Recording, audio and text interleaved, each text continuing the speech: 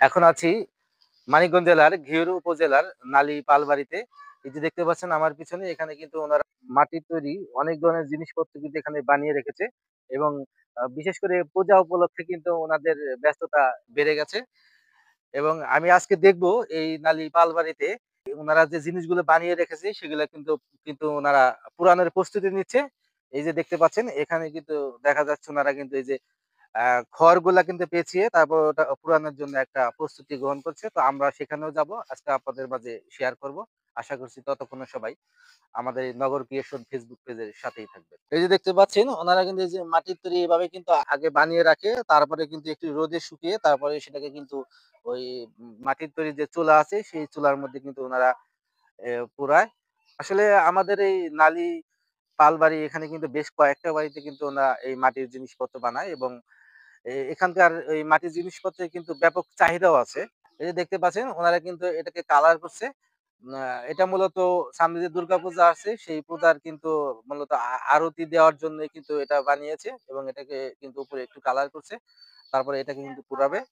তো ওনারা কিন্তু এখানে বিভিন্ন ধরনের জিনিসপত্র কিন্তু এখানে বানিয়ে রেখেছে। এই যে দেখতে পাচ্ছেন পুরো উঠান জুড়েই কিন্তু ওনারা মাটির তৈরি জিনিসপত্র বানিয়ে রেখেছে। কুপি জ্বালানোর যে গাছা, সেই গাছাও কিন্তু এখানে ওনারা বানিয়ে রাখে। এবং এই গাছা যে এখনো পাওয়া যায় সেটা কিন্তু জানতাম না। কারণ এখন তো বিদ্যুৎ এসে প্রায় কোনো বাড়িতে কুপি নাই। দেখতে পাচ্ছেন আরো কিন্তু এই যে ভেতরেও কিন্তু ওনারা বানিয়ে রেখেছে। এই যে এখানেও কিন্তু এগুলা সম্পূর্ণ কাঁচা। এই যে ভেতরে যেগুলা রেখেছে সবগুলা কিন্তু কাঁচা। এই যে দেখতে পাচ্ছেন যে সবেমাত্র কিন্তু ওনারা বানিয়েছে। তো আমি একটু দেখালাম। এখন আমি একটু যাচ্ছি ওনারা যেখানে মূলত এই মাটির তৈরি বিভিন্ন ধরনের জিনিসপত্র যেখানে ওনারা আগুন দিয়ে পোড়ায় সেখানে একটু যাচ্ছি।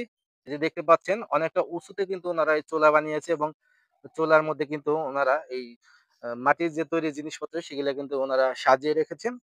নিচ দিয়ে কিন্তু আগুনের তাপ এসে যে ধোঁয়া উঠছে। দেখতে পাচ্ছেন এটার ভিতর দিয়ে কিন্তু ধোঁয়া উঠছে। তো এবং ওনারা কিন্তু একের পর এক এখানে এনে কিন্তু সাজাচ্ছে। কাকা এটি কি পুরানোর জন্য এরকম করতেছেন না? হ্যাঁ, পুরানো দিন। আচ্ছা এটার এখন কি করবেন? এখন এই সাজাই সেরে তারপরে নাড়াতে ঢাইকে হ্যাঁ। তারপরে কেদাতে নেপতে হইব। তারপরে ওই নিচ দিয়ে জাল দিতে হবে, এই পুর দেয় এই আগুন দেয় এই নিচ দিয়ে। ঢেকে দিলে। ঢেকে দিলে মানে উপরে জাতা খাইয়া মানে আগুনটা নিচ দিয়ে ঢেকে। মানে উপরে আটকে দিমু একবারে। হ্যাঁ, হ্যাঁ। নাড়াতে নিবি যদি নাড়াতে নেপে দিমু একবারে কেদাতে। নেপে দিলে নিচ দিয়ে ধুইমা বেরিয়ে ওই যে হোন্দা বেরিয়ে আগুন বেরিয়ে তখন সিদ্ধি, সিদ্ধি করে দিমু। আগুন হয়ে গেলে তখন ওই পুরা হয়ে যাবে। মানে পুরার আগে খের দিয়ে ঢাকবেন। হ্যাঁ, ঢাকে উপরে হইতাছে কাদা দিবেন যাতে আগুন বেরোতে না না পারে পারে কিংবা উপরে ধোঁয়া বেরোতে না না পারে। পারে। তো নিচে তো চুলা তো দেখলাম অনেক নিচে। নিচ তখন তো এত নিচে থেকে আপনার উপরে এত বস্তা জিনিসগুলা বস্তা হিটে শুকাবে? হিটে আগুন হয়ে যাবে। ওই চলা দিছি ভিতরে।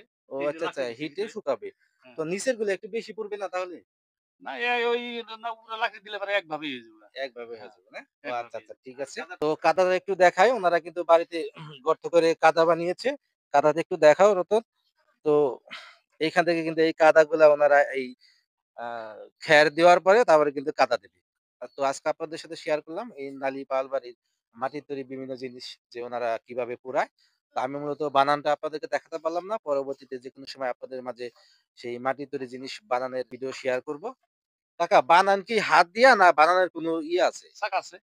ওই ঘুরাই চাকা দিলে আছে। চাকা। চাকার মাধ্যমে বানান না? আবার আচ্ছা। হাতও বানায় সাথে ঠিক আছে মহিলারা। সেটা পরবর্তীতে একদিন শেয়ার করব। তো সবাই ভালো থাকবেন, সুস্থ থাকবেন। আল্লাহ হাফেজ।